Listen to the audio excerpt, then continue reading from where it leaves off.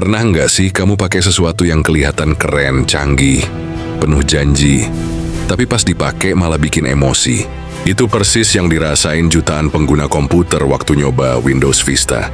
Sistem operasi yang digadang-gadang jadi lompatan besar dari Microsoft ini justru dikenang sebagai salah satu kegagalan paling memalukan dalam sejarah teknologi. Tapi, apa sih yang sebenarnya terjadi? Kenapa Vista bisa gagal segitu parahnya? Dan apakah semua ini sepenuhnya salah Microsoft? Yuk, kita bahas bareng di video kali ini. Balik ke tahun 2001, Microsoft ngerilis Windows XP. OS ini jadi legendaris, stabil, ringan, kompatibel, dan disayang pengguna rumahan maupun kantoran.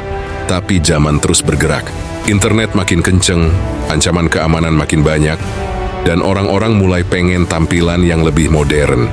Microsoft sadar mereka harus bikin sesuatu yang baru, lebih keren, lebih aman, dan lebih futuristik.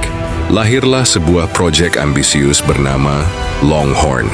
Bukan sekadar update biasa, Longhorn adalah mimpi besar untuk membangun ulang Windows dari nol. The Microsoft mau bikin sistem file baru yang lebih aman, tampilan UI yang revolusioner, dan pengalaman pakai yang lebih canggih. Tapi mimpi itu malah jadi mimpi buruk. Proyek Longhorn terlalu ribet. Fitur-fitur saling bertabrakan, sistem keamanannya belum matang, dan bug di mana-mana. Sampai akhirnya di tahun 2004, Microsoft angkat tangan. Mereka riset total dan mulai ulang dari awal. Dari reruntuhan Longhorn lahirlah Windows Vista. Setelah ditunda bertahun-tahun, Vista akhirnya dirilis Januari 2007.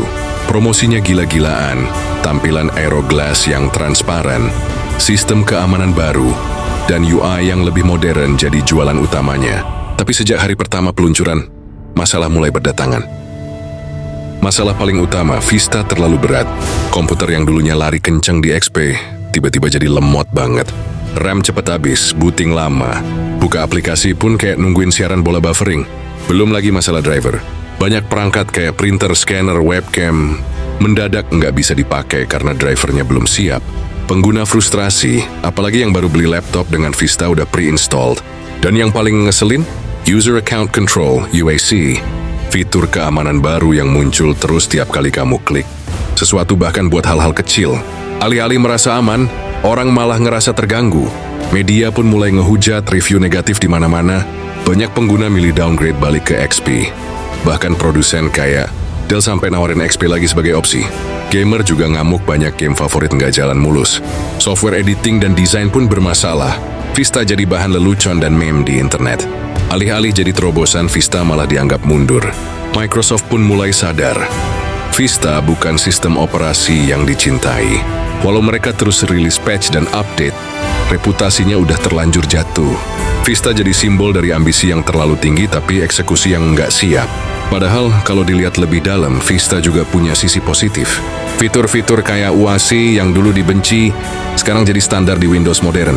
Desain Aero menginspirasi tampilan Windows 7 dan 10. Dan teknologi di balik manajemen memori dan kernel, Vista masih dipakai sampai sekarang. Akhirnya Microsoft belajar, mereka bangun ulang sistem operasi yang lebih ringan, lebih stabil dan lebih disukai pengguna. Tahun 2009 muncullah Windows 7 dan sukses besar. Banyak orang bilang ini adalah Vista yang seharusnya. Tapi luka dari Vista masih membekas. Vista bukan sekadar kegagalan teknologi, tapi pelajaran mahal soal ekspektasi, strategi, dan komunikasi. Dan kadang, kegagalan hari ini adalah pondasi untuk kesuksesan di masa depan.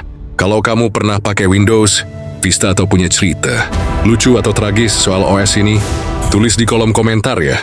Jangan lupa klik like, share ke teman kamu yang suka nostalgia teknologi. Dan tentu aja subscribe buat konten menarik lainnya dari Subrek ID. Thanks banget udah nonton sampai akhir. Sampai ketemu lagi di video selanjutnya.